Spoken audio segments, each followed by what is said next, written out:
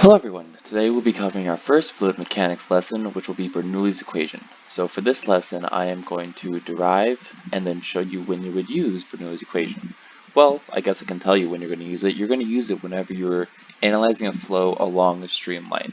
Now this is a streamline, it's just the direction that you're flowing. So if I had, say, some object here and I was a fluid flowing around it, what I just draw here is the streamline. It's just simply the path of the fluid.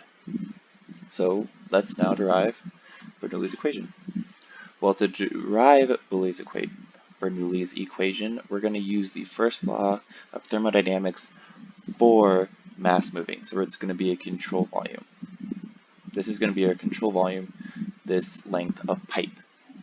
So if you write out the first law of thermodynamics, we get dE dt for a control volume is equal to q dot minus work dot plus the mass flow rate in times enthalpy in plus kinetic energy in plus the potential energy going in minus the mass flow out times the enthalpy going out plus the kinetic energy leaving plus the potential energy at exit. Well, to solve this equation and to derive Bernoullis equation, we're going to have some assumptions. So let's write out those assumptions.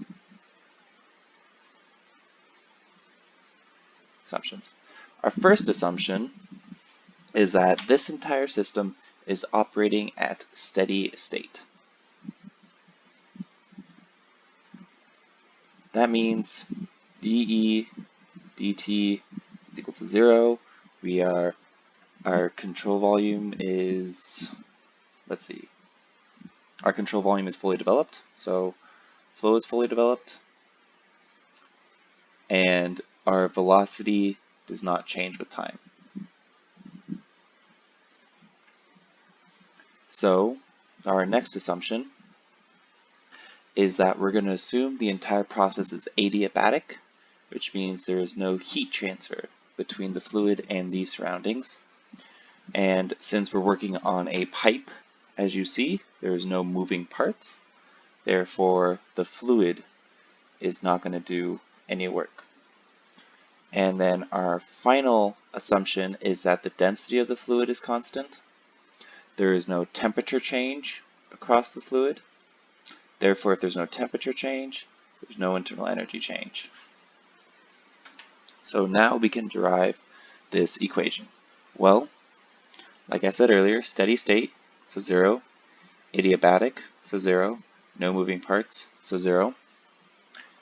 So our equation is 0 is equal to m dot in times enthalpy in plus kinetic energy in plus potential energy at the inlet minus the flow rate at the exit times the enthalpy at the exit plus the kinetic energy at the exit plus the potential energy at the exit.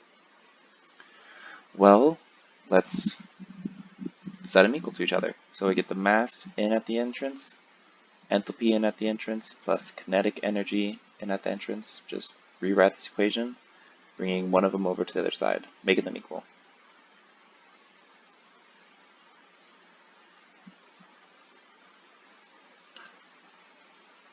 Alright, and if you look up here, all the mass that comes in has to go out.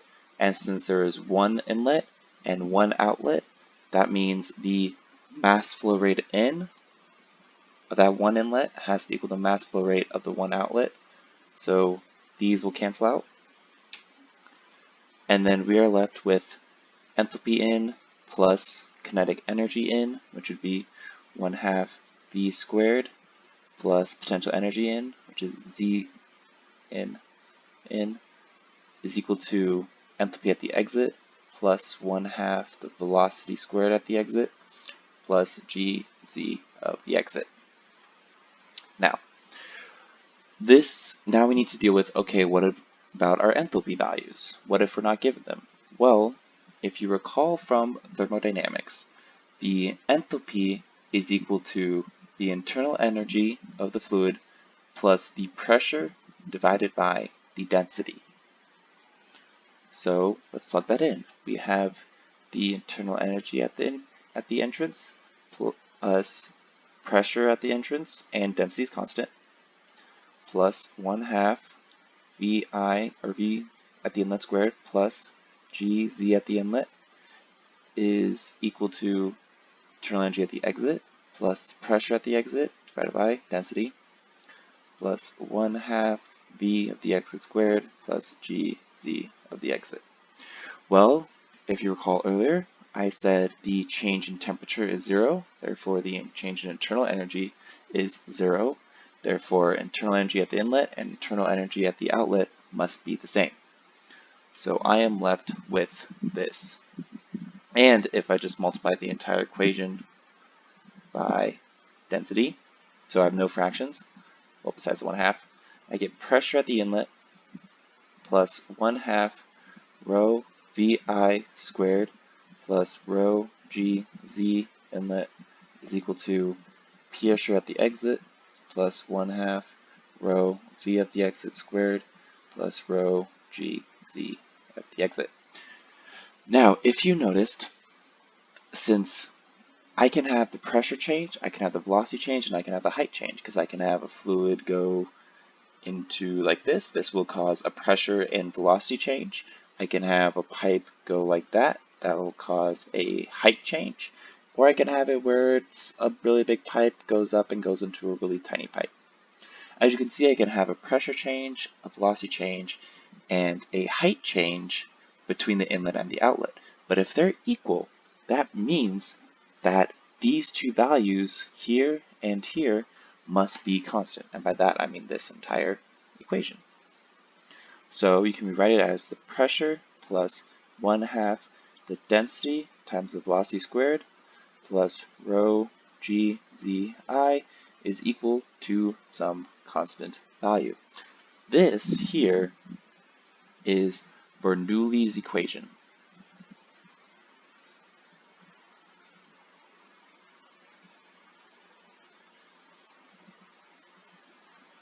And you can use it if you are working under the conditions I stated up here. Because with these conditions, we can use the first law of thermodynamics for a control volume to then reach this equation. If you do not have these conditions, you cannot use Bernoullis' equation, all right, at all. These conditions must be satisfied. So, well, then how do we have it applied? So, well, first I'll define these. This here, this P, switch to black, is called the static pressure,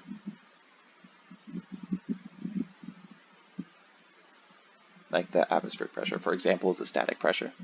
Then 1/2 rho V squared is called the dynamic pressure.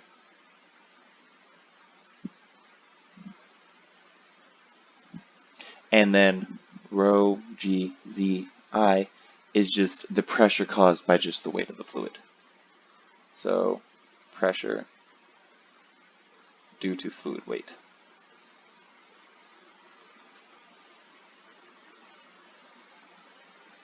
Alright, so what's an example of using Bernoullis' equation in real life? Well, if you've ever flown on an airplane, you might know that airplanes are able to tell their altitude from where they are. Well, one way they do it is by using a pitot tube. Pitot tube. So what does a pitot tube look like? Well, there's multiple ways it can look like. It can look like this. Here. It can look like this here.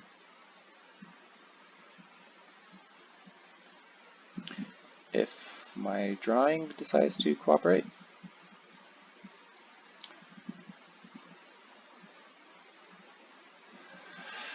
Where I will have one flow from the air going, for the first pitot tube, it would go here, and then it would go like that, and then like that, and then like that, over and over again, and same on the bottom.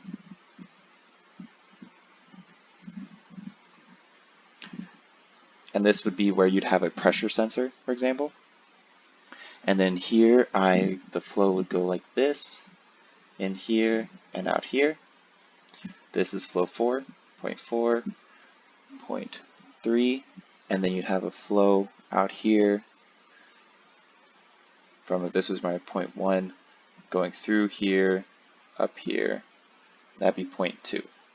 These are two types of pitot tubes that you can uncover.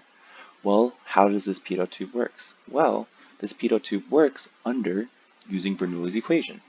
So if I use Bernoullis equation, I'm going to call this point O, this point 1 for this pitot tube.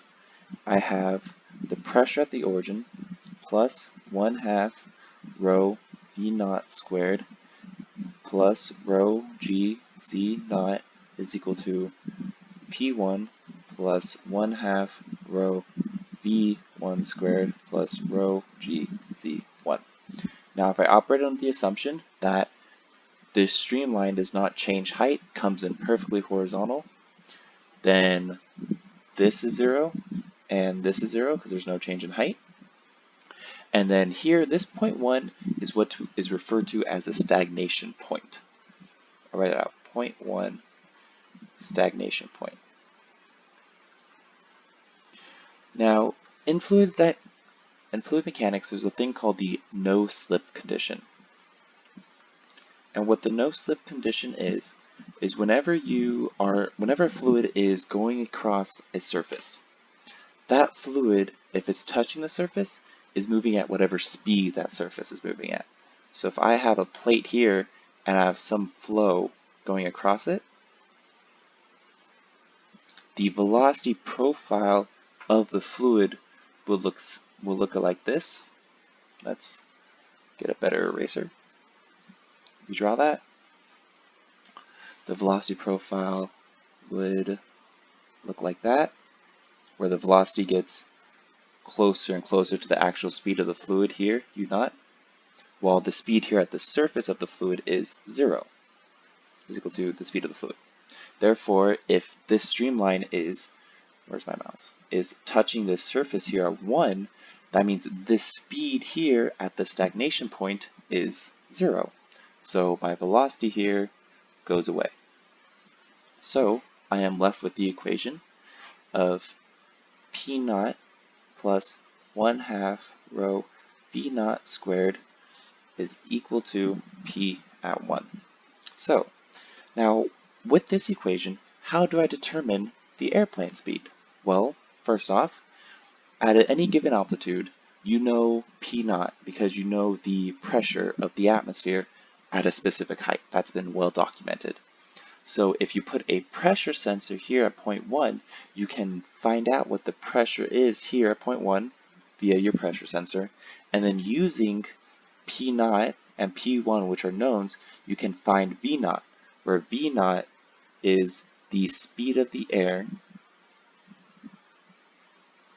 with respect to the plane.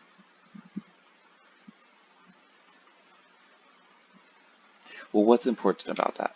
Well, if you remember from dynamics, you have different reference frames based off what's moving. So if I have for example, put a reference frame here on the fluid, I am going to have the plane moving at some speed towards the air. While if I put a reference plane here on the plane here, some reference axis, the air is going to have some speed with respect to the airplane. Well, if I know the speed of the air with respect to the airplane, and I know the speed of the air with respect to the ground, I can then find the speed of the airplane using dynamics and relative velocities. So, with this algebra equation, let's solve for V naught. So V naught squared is equal to 1/2 rho is equal to P1 minus P naught. Solve for V naught, we get V naught is equal to the square root of 2 times the quantity P1 minus P naught over rho. And this would be the speed of the air with respect to the airplane. And so then this equation is how the pitot tubes are able to tell the aircraft what speed it's working at. Given it will relay that information to a computer, and the computer will do a calculation very, very similar to this, and then output to the pilot the speed of the aircraft. That is one example. Now, another example. Let's say I have what's called a Venturi meter. Venturi meter. A Venturi meter can be used to determine what the pressure is inside of a pipe. So if I have a pipe here that then shrinks down to some smaller diameter and then expands back out, and I have a pressure gauge going like this. Not yet mastered how to draw with my tablet. This would be a pressure gauge. And then here I have point 1, and here I have point 2. And to make my life easy, let's say they're both along the center of their tubes.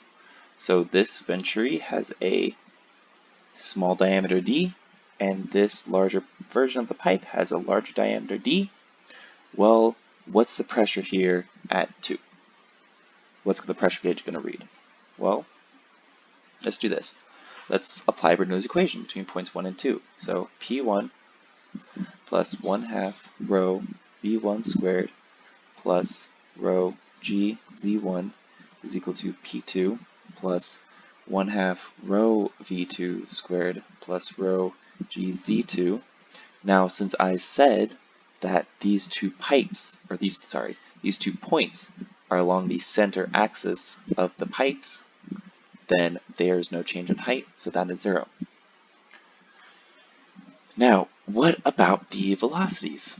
I do not know I might know the velocity of v1. I might know, because I'll need to know 3 of these. My variables are p1, v1, p2, and v2. So I need to know 3 of these to solve any of these variables. But how do I determine the relationship between them? Well, I can do the conservation of mass.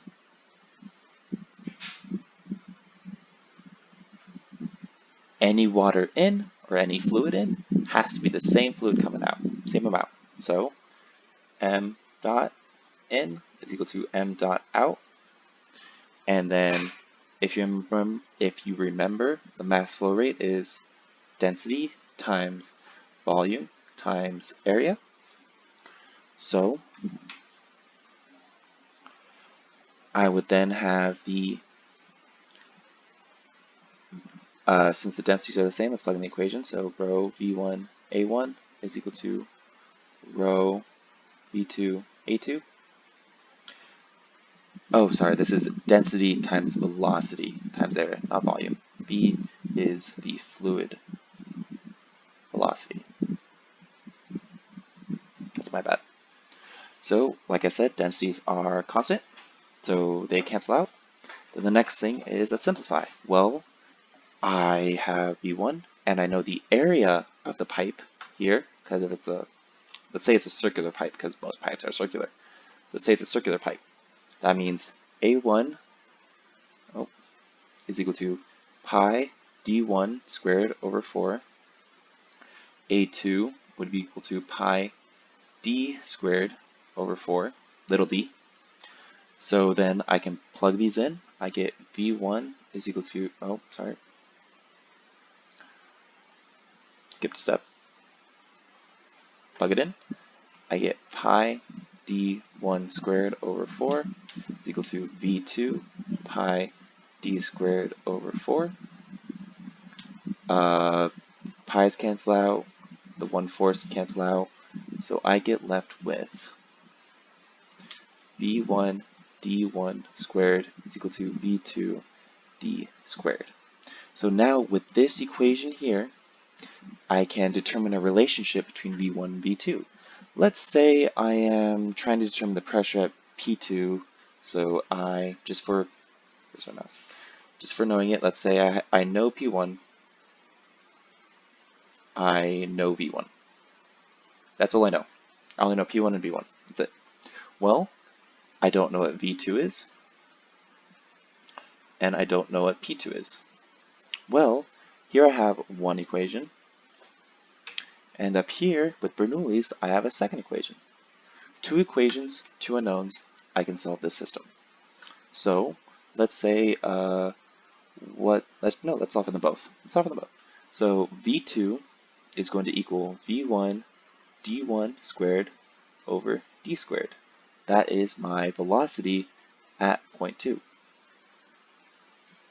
So what about my pressure at point 2? Well, let's plug that in, plug this equation here into my Bernoullis equation.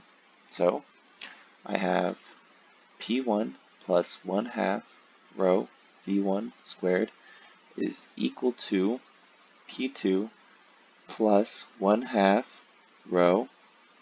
Now remember, I'm substituting this equation here for V2, so I get V1 d1 squared over d squared squared. So solve for P2. I get P2 is equal to P1 plus 1/2 rho V1 squared minus 1/2 rho times the quantity V1 d1 squared over little d squared all squared together. So this equation here would denote my pressure here at point 2. And this equation here denotes my velocity here at point 2, all through using the Bernoullis equation. So to recap, the Bernoullis equation is for relating points along a streamline, which would be this blue line here, or would be these blue lines down here. These are streamlines.